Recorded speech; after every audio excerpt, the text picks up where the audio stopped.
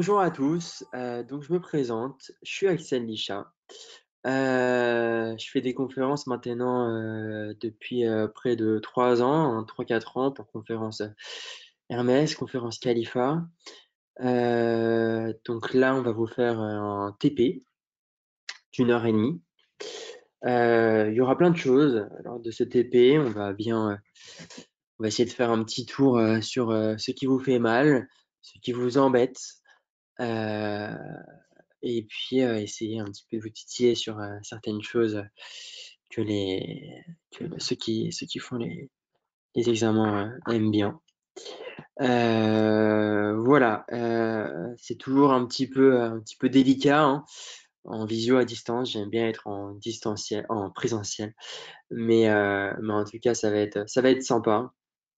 Je vais essayer d'être un petit peu dynamique, d'apporter encore plus de dynamisme parce que, heu, parce que voilà, lorsqu'on est en vidéo, il faut toujours être un petit peu plus, au taquet. Alors, donc, on est parti pour 1 heure et demie. Donc un petit sommaire, on va voir ensemble des nouvelles recommandations, des images, des QROC, des QI.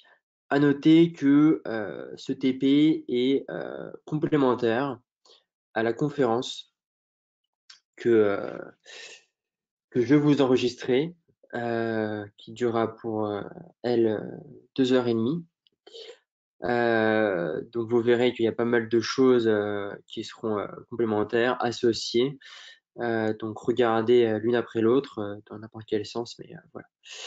Hem, pour les questions ou autres, vous m'envoyez un mail. À la fin de la présentation, il y aura mon mail. Heu, parfois même j'échange mes WhatsApp, on s'appelle, on discute. On est là, pendant la conférence, mais aussi on est là en dehors de la conférence pour vous aider, pour vous motiver et pour que vous soyez les meilleurs, médecins possibles, hein. Il n'y a pas que le classement dans la vie. Heu, donc voilà. D'accord? Allez, c'est parti. Donc les généralités en oncologie, on se concentre, c'est des petits détails qui font la différence. Hem, je vous, demande d'être attentifs. 5 cancers sont à connaître sur le bout des doigts. Alors, je suis d'accord avec vous, c'est quelque chose, qui, n'est plus forcément d'actualité, mais les professeurs qui font les examens, heu, sont un petit peu âgés et sont un petit peu old school et pour eux, c'est toujours des cancers qu'il faut vraiment, vraiment, vraiment bien connaître. Le sein, prostate, le poumon, le côlon et le mélanome. Ces 5 cancers doivent être connus vraiment sur le bout des doigts. Lors de la conférence, de 2 h 30 que je vous donne, je fais un gros point sur les annales, hein, ce qui est tombé, lors des précédentes années et on voit vraiment que ces 5 cancers sont principalement tombés en nombre. Donc vraiment un gros focus sur ces cancers. Allez, petit rappel sur les différents marqueurs tumoraux. Allez, on participe. CA15.3 pour le cancer de quoi? Allez les amis. CA15.3, cancer du sein. J'espère que vous l'avez tous. CA19.9, pour quel cancer? Je vérifie qu'on m'entend bien. Est-ce qu'on m'entend bien? Ouais, ça a l'air de bien marcher. On voit bien l'écran. Oui, ça a l'air de bien marcher. C'est parfait. Alors, CA19.9, cancer du pancréas et de l'estomac. CA125, cancer de quoi?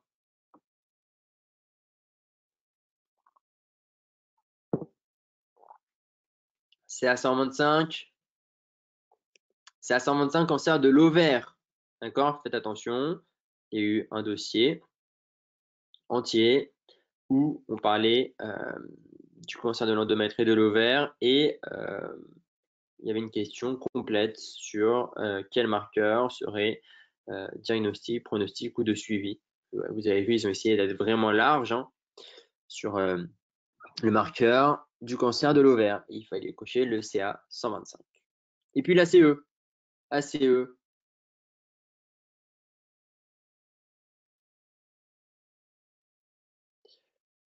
ACE, tumeur colorectale, vous l'aviez tous, mais attention, cochez le tumeur du sein. Hein? D'accord? Donc, tumeur du sein, vous me cochez CA15.3 ACE.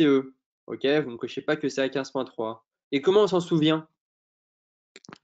Eh bien, pour s'en souvenir, on se rappelle que le chiffre augmente de haut en bas.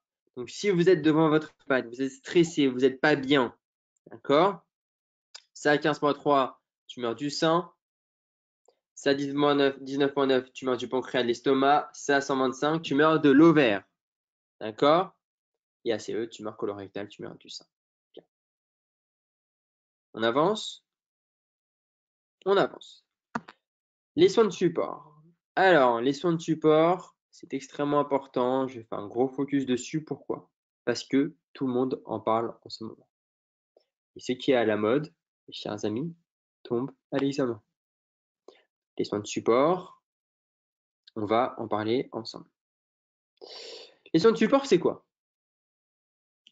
Quel est leur but? Tout d'abord, améliorer la qualité de vie des patients, augmenter leur survie globale et spécifique. On a montré que les soins de support allongeaient la durée de vie des patients. C'est incroyable. On met des soins support, c'est-à-dire des soins psychologiques, des soins nutritionnels, des soins sportifs avec l'activité sportive, des soins de santé sexuelle, d'accord? Avec un sexologue, et ces patients vivent plus longtemps. Incroyable. Alors on les met en place dès le diagnostic.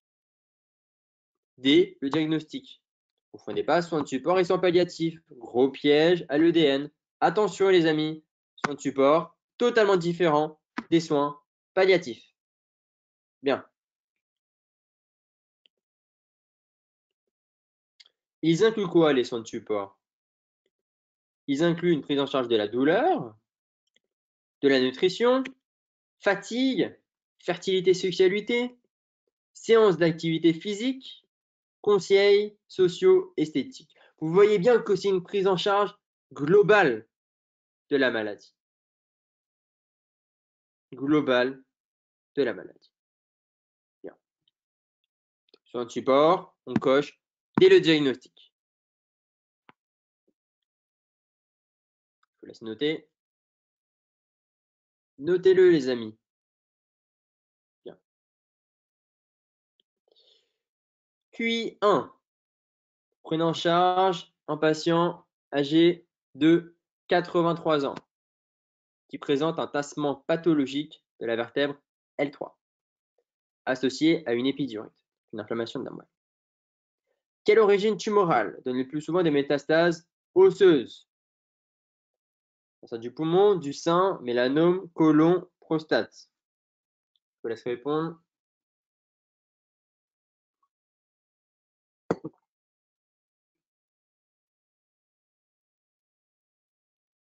Vous avez normalement un petit moyen mnémotechnique pour répondre à cette question, qui marche plutôt bien d'ailleurs.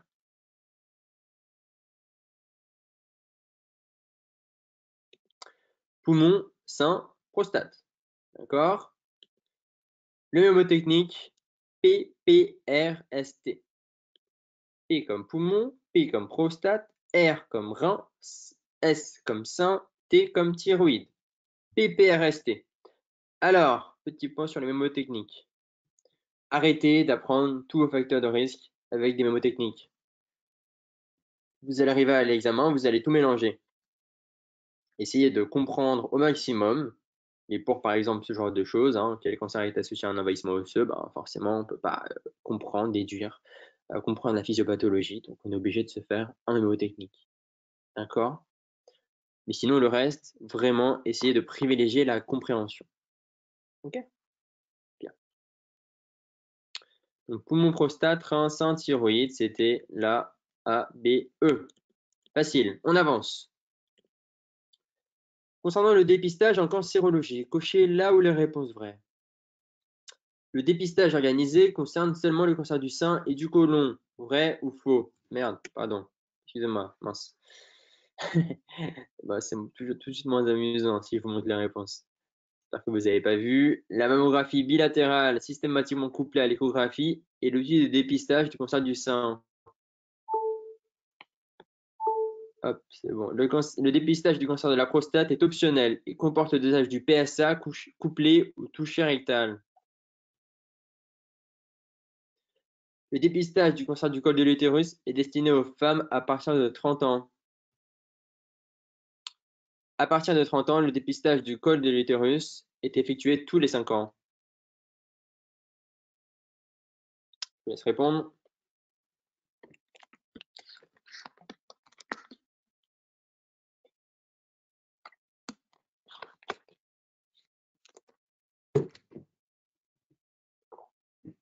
Je pense que quand vous verrez cette vidéo, il fera meilleur, mais là, vraiment, à Paris, le temps, c'est une catastrophe. C'est une cata. On se demande si on est en mai ou en janvier. On a mis un pull chez moi. Donc, on avance. Donc, le dépistage organisé concerne seulement le cancer du sein et du côlon, c'est faux, il manque le col. La mammographie bilatérale systématiquement couplée à l'échographie et l'étude de dépistage du cancer du sein, c'est faux. Hein, c'est l'outil de surveillance post-cancer du sein. On fait mammo-écho bilatéral tous les ans, à vie. Hein. Par contre, le dépistage, c'est une mammographie bilatérale, c'est tout. D'accord? C'est pas systématiquement couplé à l'échographie. On fait une échographie chez les femmes jeunes. Voilà. Le dépistage du cancer de la prostate, bah oui, PSA plus TR. Le dépistage du cancer du col de l'utérus, à partir de 30 ans, non, c'est faux, c'est 25 ans. Attention à ne pas tout confondre. Je parlerai de la nouvelle recommandation sur HPV, col de l'utérus, tout ça, dans ma conférence de 2h30. Donc, c'est pour ça, les deux sont complémentaires. Regardez-les ensemble. À partir de 30 ans, ça vous fait comme ça 4 heures d'onco. Ça vous êtes vraiment bien. À partir de 30 ans, le dépistage du col de l'utérus est effectué tous les 5 ans, c'est vrai. Bien, on avance. Indiquer l'indice de performance selon l'OMS d'un patient qui reste alité 65% de son temps. Je ne veux aucune erreur sur ce genre de questions. Zéro erreur. Aucune excuse. PS3. Facile. On avance. Bien. Alors, je vous ai mis cette question parce que c'est une question qui est tombée déjà 2 fois en ECN blanc national. Même lorsque les TNM n'étaient pas au programme. C'est pour vous montrer un petit peu que parfois on peut vous embêter sur des choses qui ne sont pas au programme. Les urologues adorent faire tomber le TNM et poser des questions sur le TNM lorsqu'il faut un cancer de la vessie. Sachant que le cancer de la vessie est tombé 3 fois les 3 dernières années, il y a eu 3 TNM